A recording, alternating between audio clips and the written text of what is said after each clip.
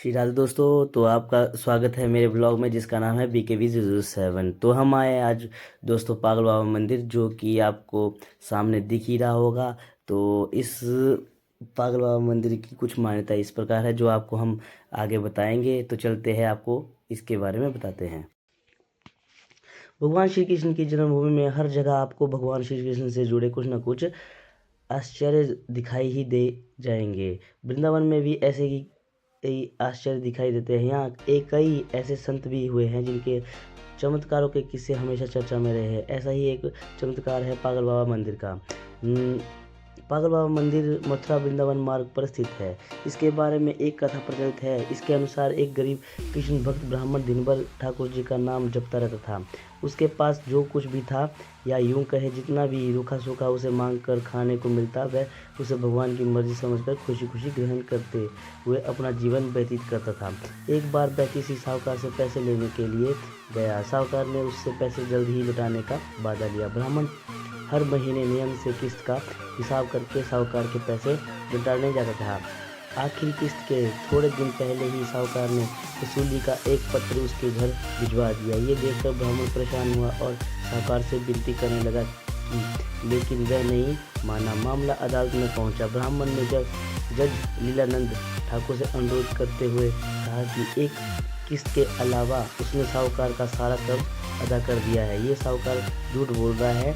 ये सुनकर साहूकार ने क्रोधित होकर दलील दी कि उसने कोई गलत व्यवहार नहीं किया है। जिस किसी के भी सामने आरोपी ने धन लुटाया हो, उसे अदालत में पेश किया जाए। इतना सुनकर ब्राह्मण सोच में डूब गया, क्योंकि उसका कोई भी गवाह नहीं था। ब्राह्मण को भगवान का याद आई और गवाह के रूप में भगवान श्री कृष्ण का नाम ले लिया। ये सुनकर पहले तो जज कुछ हैरान हुए, लेकिन बाद में ब्राह्मण से उनका पता मांगा गया। ब्राह्मण के कहने पर एक नोटिस बांके बिहारी के मंदिर में भेजा गया। पेशी की अगली तारीख पर एक बूढ़ा आदमी कोर्ट में बोला कि जब ब्राह्मण साहूकार के पैसे लौटाता था तब मैं उसके साथ ही होता था। बूढ़े आदमी ने रकम वापस करने की हर तारीख को कोर्ट में मुख्य जुबानी बताया, जैसे उसे सब कुछ एक एक तारीख के हिसाब से याद हो। साहूकार के खाते में भी बूढ़े आदमी द्वारा बताई गई रकम की तारीख भी सही निकली। साहूकार ने राशि तो दर्ज की थी, लेकिन नाम फर्जी लिखे थे। इसके आधार पर जज ने ब्राह्मण को निर्दोष करार दे दिया। लेकिन जज तब तक हैरान थे कि इतना बूढ़ा आदमी इतनी तारीखें कैसे याद रख सकता है।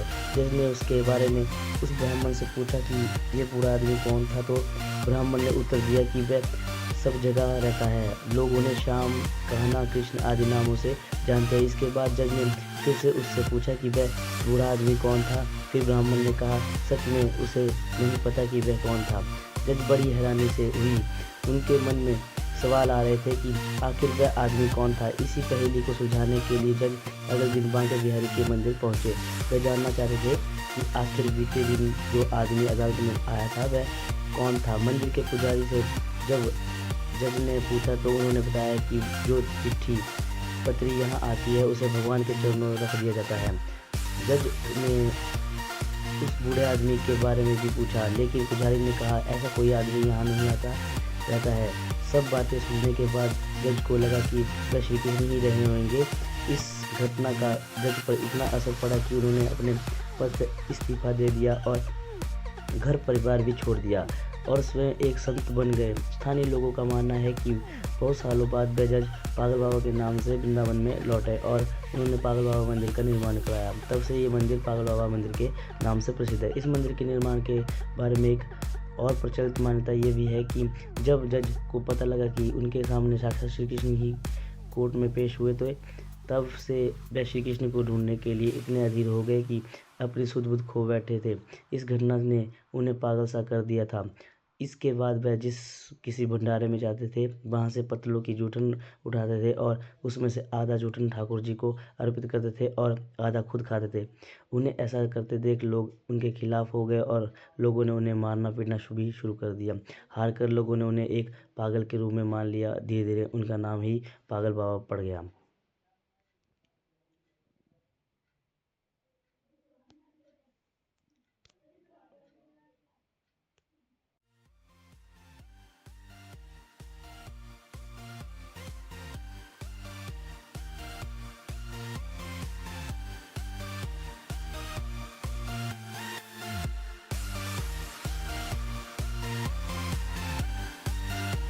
पागल बाबा मंदिर प्रसिद्ध क्यों है?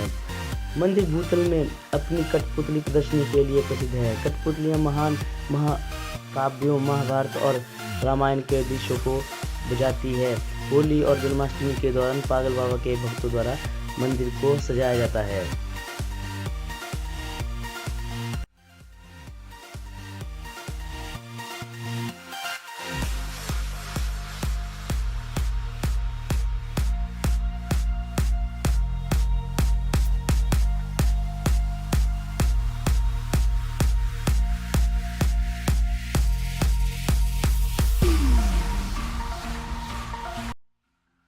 मथुरा मार्ग पर संगमरमर का 9 मंजिला लीलाधाम पागल बाबा का मंदिर की स्थापना कर दी।